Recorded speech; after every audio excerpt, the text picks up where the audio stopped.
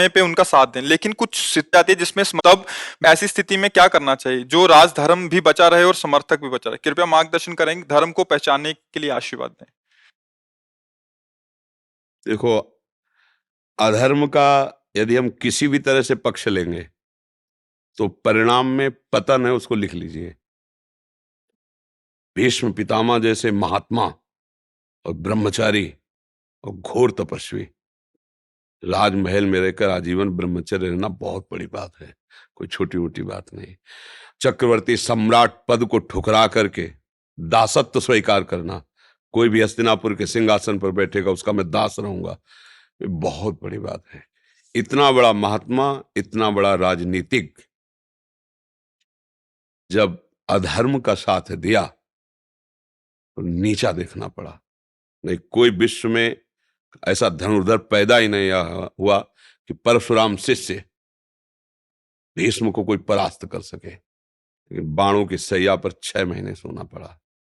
तो उन्होंने द्रौपदी से कहा कि मेरे शरीर में अधर्म का रक्त बन गया था, वो सब निकल गया है, अब मुझे दिव्य ज्ञान प्राप्त है, अब मैं भगवान के धाम को जाऊंगा।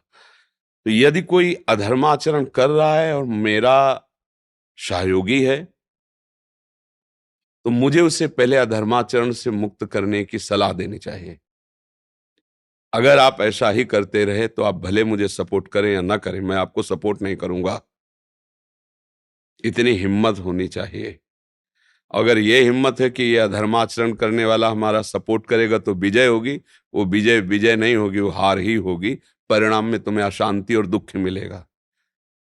अगर धर्म के द्वारा, पक्का समझ लेना, जहां कहीं झंडा झूम रहा है ना, वो धर्म के कारण झूम रहा है, किसी का भी झूम रहा हो, चाहे वो पुण्यात्मा हो, चाहे महात्मा हो, चाहे वो गृहस्थ हो, चाहे कोई हो।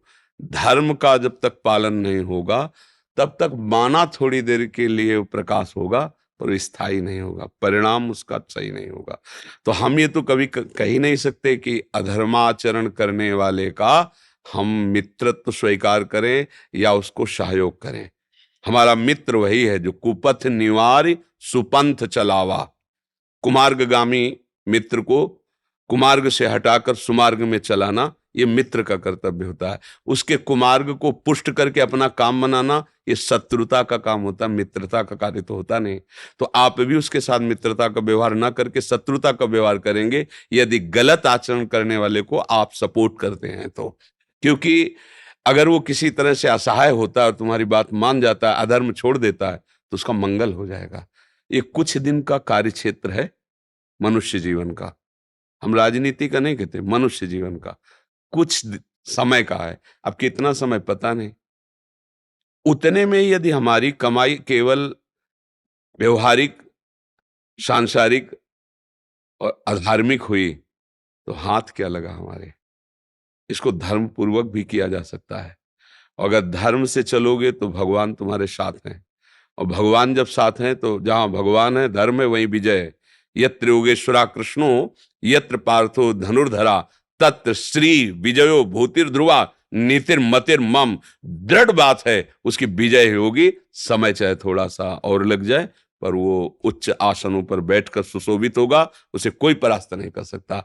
और जो अधर्माचरण पापात्मा है कुछ काल तक झूम सकती है, मानते हैं। वो कब तक? जब तक उसके पुण्य साथ दे रहे हैं। नहीं, वास्तविक बात है वो धूल धूसरित हो जाएगा, किसी काम का नहीं रहेगा। आज तक का प्रमाण है, कोई अधर्माचरण करने वाला आदि अंत तक झंडा नहीं फहरा पाया। मिट्टी में मिलना पड़ा है उसको, धूल धूसर, मुंह के बल उसी मिट्टी में गिरना पड़ा है।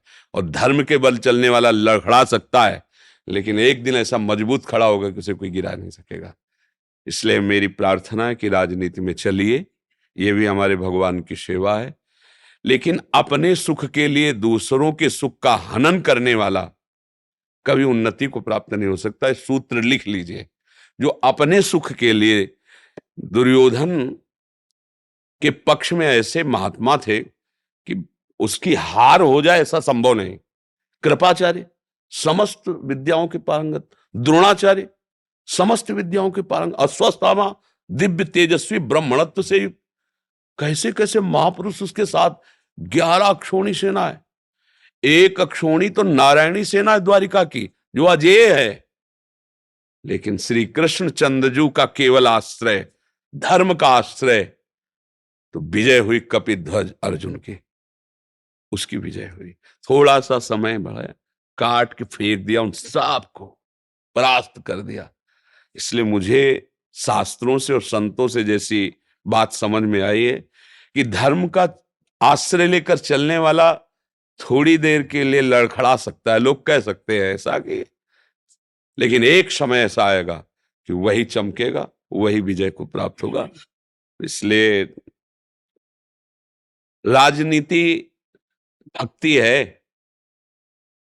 प्रजा की सेवा करना, देश की आन बान शान पे मरना, ये साधारण कोई खेल नहीं है। देखो ना, वंदे मातरम, फांसी का फंदा चुन, दो लड़के चुने जा रहे हैं गुरु गोविंद सिंह के दीवाल में, और वो कह रहे हैं अन्य धर्मावलंबी स्वीकार कर मेरी बात को। न बच्चे मान रहे और न गुरु गोविंद सिंह मान रहे, सामने चुन दिए गए। ये है अपनी देश की भक्ति। मेरे प्राण चले जाएं या मेरे परिवार के प्राण चले जाएं, हम तिरंगे के लिए समर्पित हैं। हम अपने पद के भोग के लिए नहीं। हम अपने अगर देश के 10 लोगों की सेवा कर ली तो हम भारत की सेवा कर रहे हैं। अपने देश के 10 लोगों को सुख पहुंचा पा रहे हैं तो हम भारत के किसी कोने में सेवा में आ गए। जो भी पद है वो हमारे भारतीय जनों को सुख पहुंचाने के लिए है। दूसरों के सुख का अपहरण करके कोई भी पद कभी उन्नति को प्राप्त नहीं होता। इसलिए भगवान का आश्रय रखो, धर्म से चलो, तो सदैव मंगल ही मंगल होगा। ये हम शास्त्रीय और संत महात्माओं और धर्मात्माओं के अनुभव को मिलाकर आपसे बात कर रहे हैं। समझ में आया? कोई प्रश्न इसमें?